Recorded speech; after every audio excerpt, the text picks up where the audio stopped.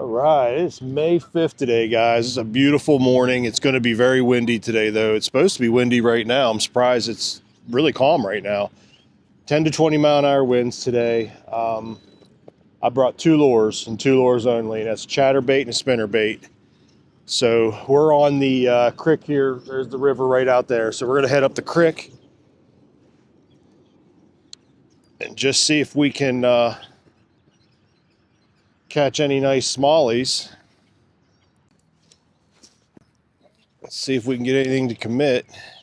I want to throw the chatterbait for the most part, and then when the wind gets really bad, we'll throw the spinnerbait, or if I get into some heavy cover, we'll throw the spinnerbait.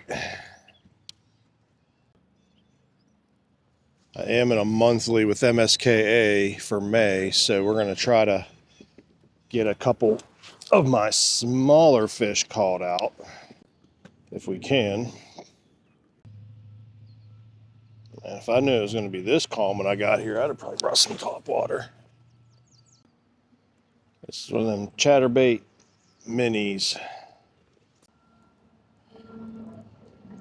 All right, I'm gonna, I think, change this color up here. All right, guys, we're gonna throw this crawl chatterbait. Since we're getting more up the creek, crawl's probably more of their diet.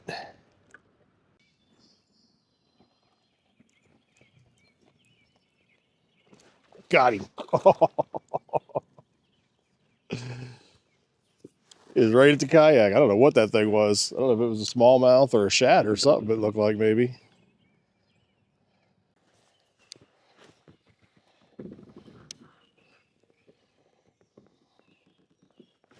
Got him. That's a decent one. Yep.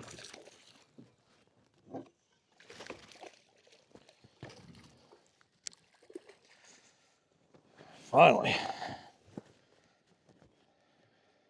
And I think he'll call out my smaller fish on my monthly. Now that guy definitely has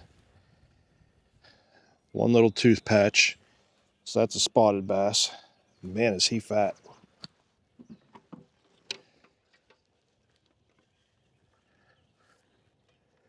Oh, he's got a little length to him. Heck yeah.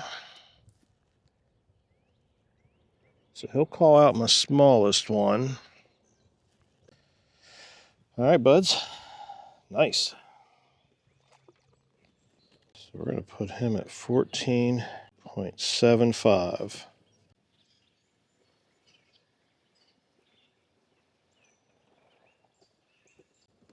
Oh, got him. Oh, I lost him. Oh, I seen him come up after it. He was nice. I went off instinct because I seen him get it instead of watching him actually take it in. But he was a big one. Let's switch and see if we can get anything to happen here on the old spinnerbait.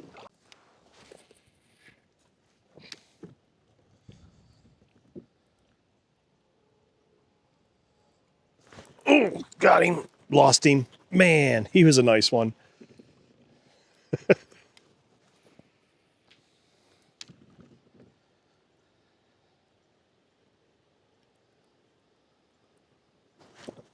Got him that time.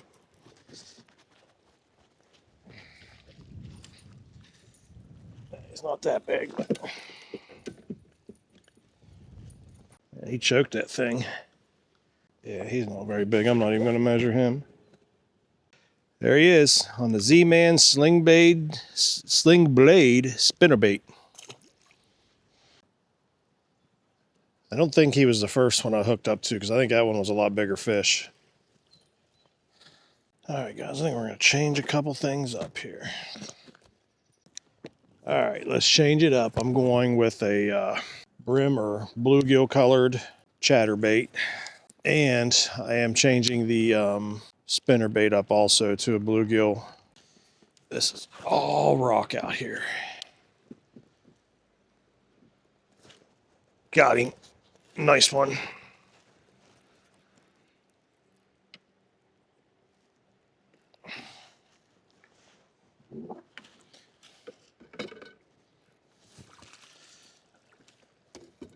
All right. 2 on the chatterbait. All right. I'm not going to measure him either. I don't think he'll be too big. All right, buddy.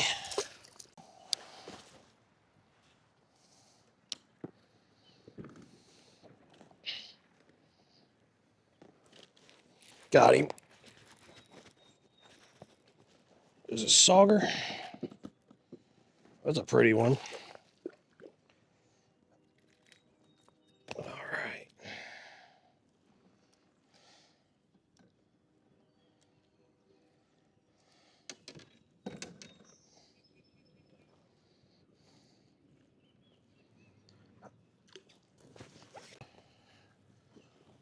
It's a pretty one there. A lot of nice color on him.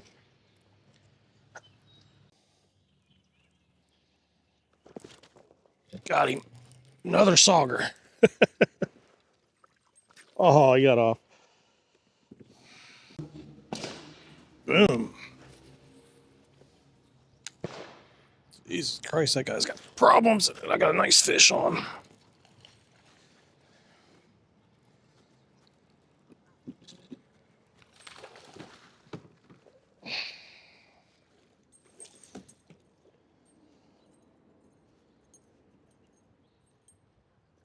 There we go.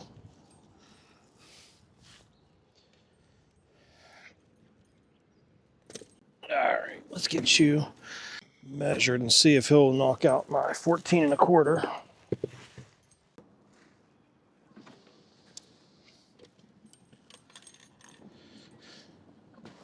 Nope. He's just around 14, so fat little guy, just no length to him. And that is on the Dirty Jigs compact spinnerbait. Nice. All right, guys, dealing with a little rain here, but let's wrap that video up from a couple days ago. And the purpose of the video was I wanted to get out, and I only took the 2 lures with me, the spinnerbait and the chatterbait and the compact. The spinnerbait was the Dirty Jigs compact spinnerbait, War Eagle compact spinnerbait, and the Z-Man Sling Blades, which is a compact spinnerbait. So I always try to use the compact stuff. They work really awesome on the creeks and rivers for the smallmouth, especially in pressured areas. And as far as the chatterbait goes, I only threw the chatterbait Mini Max. This guy right here. I had a few different colors though. I did the craw, I did the shad color one, and this one here is more like a bluegill bream or perch or whatever kind of thing you want to call it. But anyways, the bottom line is I need to learn these lures more. That I've got so many of them, and they're such a good fish. They're so good fishing lures, and I just don't ever give them a chance. And I really should, because a lot of people catch a lot of big bass on both these lures. So I want to be one part of that.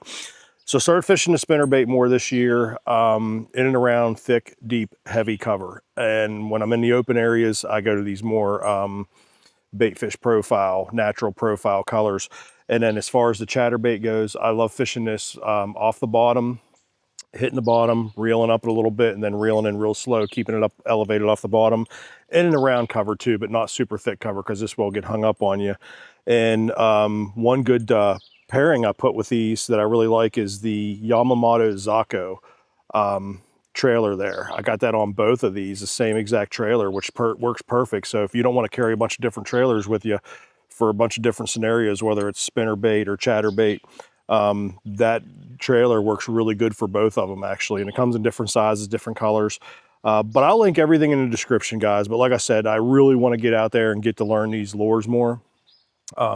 So far, I've caught my personal best off of a chatterbait this year in a tournament, and that was that 19 3/4 spotted bass that I pulled in a few weeks ago. So a lot of potential with these 2 lures.